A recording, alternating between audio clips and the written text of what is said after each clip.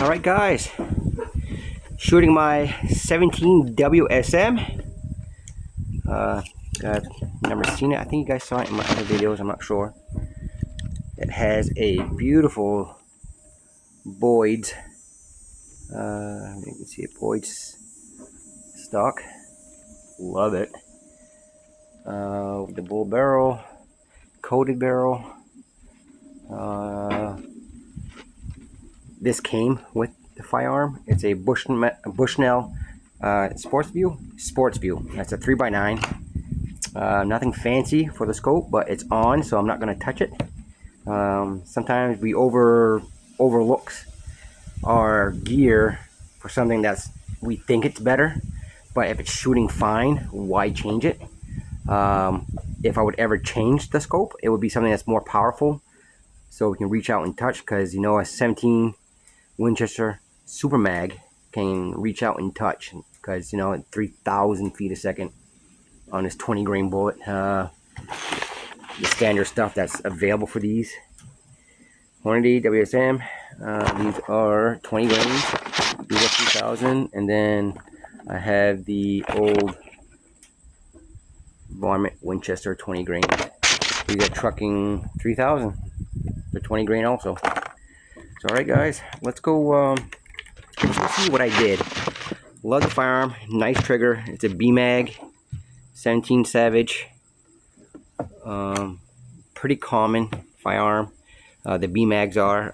The 17 discontinued though in what, 2017 or something? I don't remember. It's too bad because pretty impressive little cartridge, going 3,000 feet a second. Only the Hornet's faster. It's a centerfire rifle cartridge. These are still a rimfire, so this is technically the fastest rimfire in the world, apparently. So let's go down and go check it out. I got one at 50 yards. I got one at 100. Shooting a little high at 100, which I'm fine with. So anything further, just put the crosshairs where you want it to go. So let's go down and go check it out. We'll do a better look at this after when I come back, and we'll go from there. All right, let's go check it out. All right, it's not shooting too bad. I shot a little left earlier, 2 clicks to the right. Although it's a economy style scope, I looked it up. They're about $100 scope, but it's the older one, so I think this one is a better model because it's an older type scope. All right, I'm a little off today, but not bad. I got an okay group going. This one I shot here because I was aiming here, so I'm up a few inches, an inch or so, yeah, inch and a half. But I got a couple good groupings going. Shot a little left earlier, then I did it 2 clicks over. So now that's where I'm at. Not bad. I could do better. I mean, the 17 caliber is a very accurate round. The 17 HMR, which I've had before. I traded that in for this one. Ammo is not as available, but you can still buy it. You just gotta do 5 more minutes of searching online. All right, I'll go down to 100 here. I was a little high earlier. I'm still high.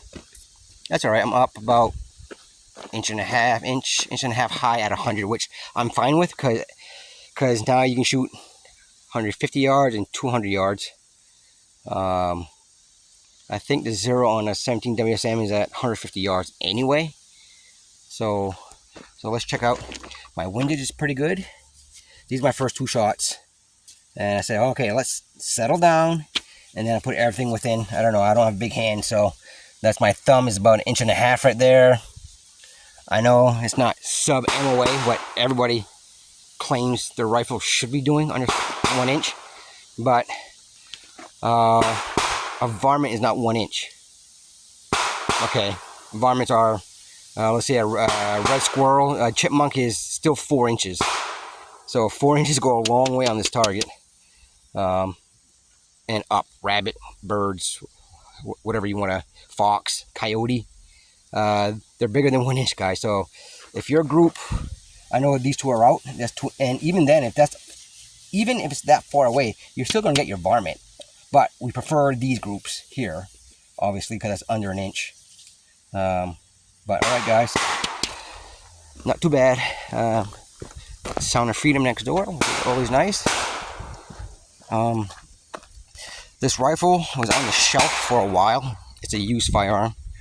I kept going back to this place because I do a lot of my my shopping locally. You know, I don't always go to the big box stores to buy firearms or ammo. So I want to keep the small guys going. So I support the local guys first, the trading post and the swap areas, whatever. So it was on the shelf. Sorry about the sun. I think there's a glare. It was on the shelf for about a year. And next thing I know, I run down there and he says the firearm and 1,000 rounds of WSM. So I'm like, I'll take that. So I saved on the ammo, a hair, and I got a very nice shooting firearm. I wish the trigger was just a hair lighter, but it's not bad. It's probably like 3 pounds or so. I think they're adjustable on these B-mags. But let me put you guys back here. I don't have my tripod today, so I'm just leaning up against the bag. But yeah, it's kind of a heavy gun, actually. Wish it was a little lighter, but it's a beautiful looking Boyd's stock. Not a huge fan of this, but it's fine. It looks cool, and it tapers off here on both sides. Oh, I gotta be careful here in case cars go by. They'll freak out. And it is Boyd's. Pretty nice stock. Looks like it's bedded. I see some stuff in the forearm here. You probably can't see it. You can't see it. So it's floating. It's not locked to it. So heavy barrel that improves on the harmonics of the projectile going through metal. So there's supposed to be less vibration, more accurate. That's why we have bull barrels and 17 HMR. It's a fast projectile. You want these bullets to be stable. But so far so good. Again, it's a Bushnell Sportsview scope. Nothing fancy, folks. Just a regular crosshair that's in it. Nothing fancy. The view from 1 to 3 to 9 is heavy, but it's actually pretty smooth. So you just gotta make sure you grab it. If your hands are cold, you might have a hard time. So usually on the 3x9, I keep my scope at like around 5, between 3 and 5, because with this thing you're not shooting, you know, past 400 yards. 300 yards is not doable, like for a fox or something. But the energy, guys, is only 20 grain bullet. Not a lot of oomph behind it. Past 200. This is a 200 yard gun. They claim for up to coyote for 200 yards. Maybe a 30 grain bullet be fine for 200. I don't know if you even make a 30 grain bullet for these. I'm still pretty new on this caliber. I bought it a while ago. I haven't done an in-depth review. It has like the Accu trigger here. Let me go on this side, folks. The Accu trigger, which is pretty nice. I like that. Some people don't, but again, everyone's different. So yeah. One thing that's a little tricky with this firearm is, you see here, you tend to go too early on the bolt. And that's the only issue with this. You tend to go too early. You gotta make sure you stop, then go. It's not a fast action hunting type of like hunting or do rapid fire. This is more of a competition style bolt, and which I'm fine with. I don't plan on shooting 300 rounds in 1 minute, you know. So for me, you just got to get used to that. There's a dent on here already from past people who's owned this, but that's fine. The safety's on top, which is very nice. You'll see there, safety scope. Okay, you'll see that at an angle, the red dot. But yeah, this BMAG 17 WSM, glad it's in the family. This is going to be with me for a while because it's quite a nice little varmint getter. 17 HMR is still very good, up to 100 yards, but this can reach out a little bit more, a little more zip. And the bullets are not that much more expensive. I mean, 50 round is still about 25 bucks, 30 bucks. Once your scope is on, you don't bang it, or try not to. See, I was off about quarter inch over there on 50 yards, so 2 clicks to the right, and I was all set. The elevation's fine. I don't mind it to be a little high, because you got to count for your drops, obviously. So I'd rather be high at 100 than be under at 100. So, all right, guys, kind of a long video, which is fine. Haven't done kind of review, not so much in depth, but just in depth of this one anyway. And economy scope is good for rimfires. I mean, not a lot of vibration, not a lot of harmonics. So $100 scope can go a long way on a rimfire. If you want your vortex and you want your other stuff, your loophole, if you're more serious about hunting, then you got the shockproof and the waterproof, the anti-fogging, which most of them fog anyway at some point, depending on the weather. But for a little rimfire, once in a while, a little varmint getter, check your scope every once in a while. As long as you got your windage, your elevation, you can always, adjust for it. And windage, a little harder. If you don't have your mil dots for your windage and elevation mil dots, and you see where it's hitting and to adjust, that's a little different. But $100, $200 scope, you want to spend $500, go right ahead.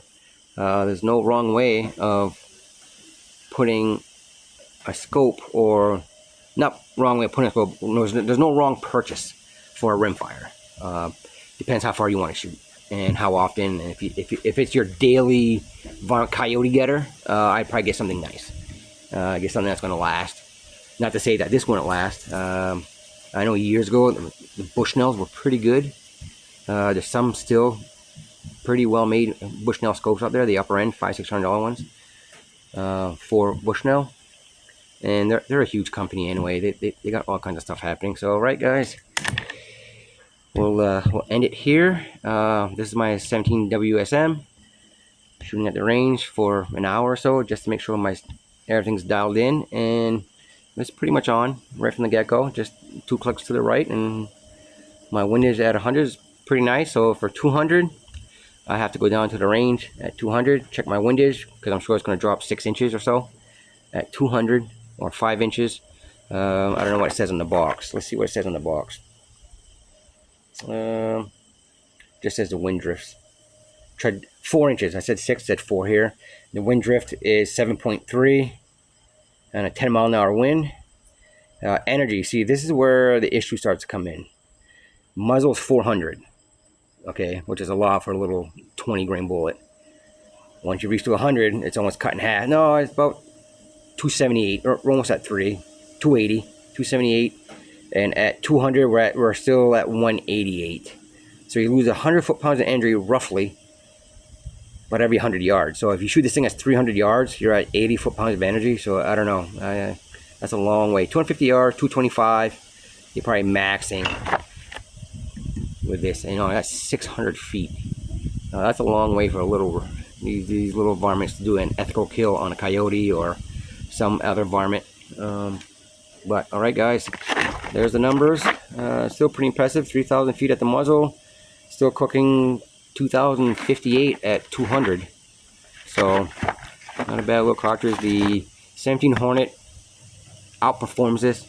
It's a bigger bullet, center fire, and it's reloadable. You can reload a 17 Hornet, and those are harder to find. So that's more of a rebuilder's caliber.